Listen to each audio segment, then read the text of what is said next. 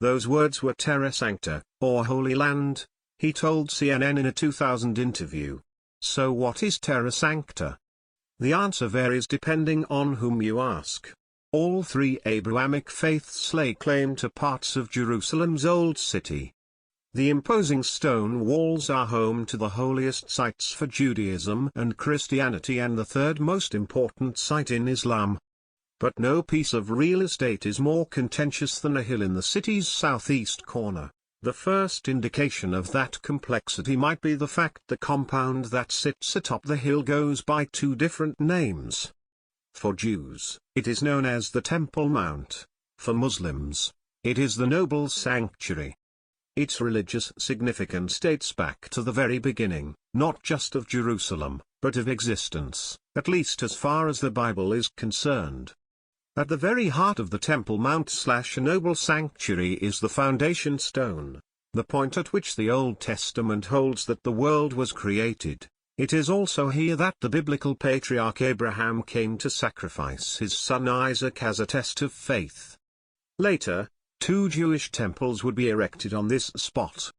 Muslims believe the foundation stone was also the destination for Muhammad during his night journey. It is from this point that Muhammad ascended to heaven. Today the stone is housed in the Dome of the Rock.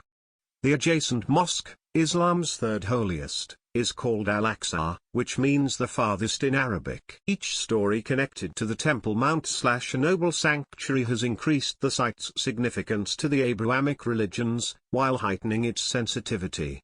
Any perceived change to the holy site sends tensions in the Old City and the region soaring. Clashes as Israel bars men under 50 from Jerusalem's Old City for prayers, and in a region where politics and religion are often linked, the site has taken on ever greater political significance. For Palestinians, both Muslim and non-Muslim, the site, in particular the Dome of the Rock, has become the symbol of national self-determination. For Jews, whether secular or religious, control of Jerusalem's Old City, and with it the Temple Mount/Noble Sanctuary, acquired ever greater cultural and historical importance. It was seen as a fundamental step in the return of the Jewish people to their roots, put down thousands of years earlier. The final political status of Jerusalem has confounded peace negotiators for decades. You have to go back to the Six-Day War of 1967 for the last full-scale battle for Terra Sancta, when the dust settled, and after Israel had seen off Egypt, Jordan, and Syria, in the process occupying vast new tracts of land. It was Jerusalem's Old City, captured from the Jordanians, that was the biggest prize of all.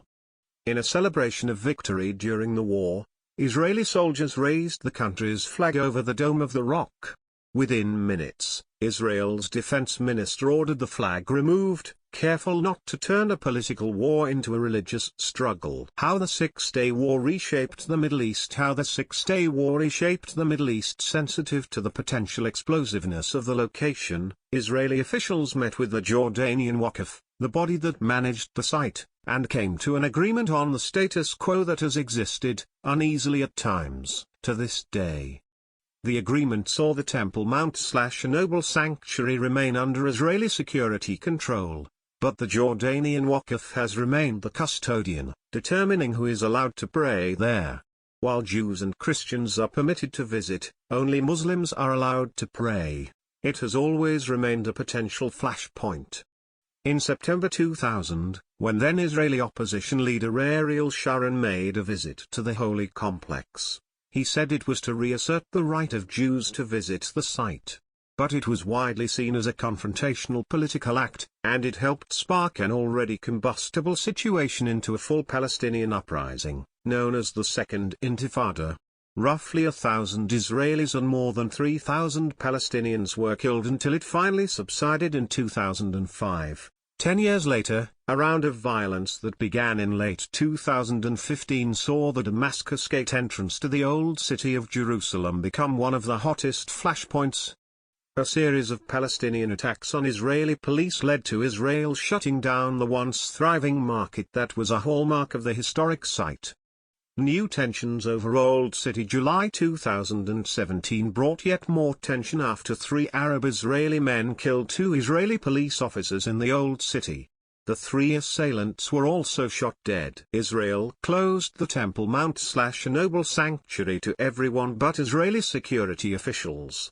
Prime Minister Benjamin Netanyahu's office tried to alleviate fears by stating, "The status quo will be preserved." But increasingly it seems the status quo is in the eye of the beholder. Police installed metal detectors at various entrances to the complex following the deadly shooting. The Waqf, along with other Islamic and political organizations, has rejected the new measures as a flagrant violation, and has accused Israel of unilaterally trying to expand its control over the holy site.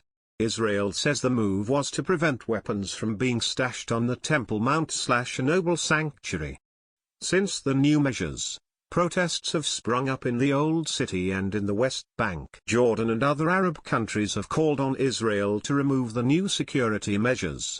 The Waqf has told Muslims to pray in nearby streets and alleys instead of passing through the metal detectors.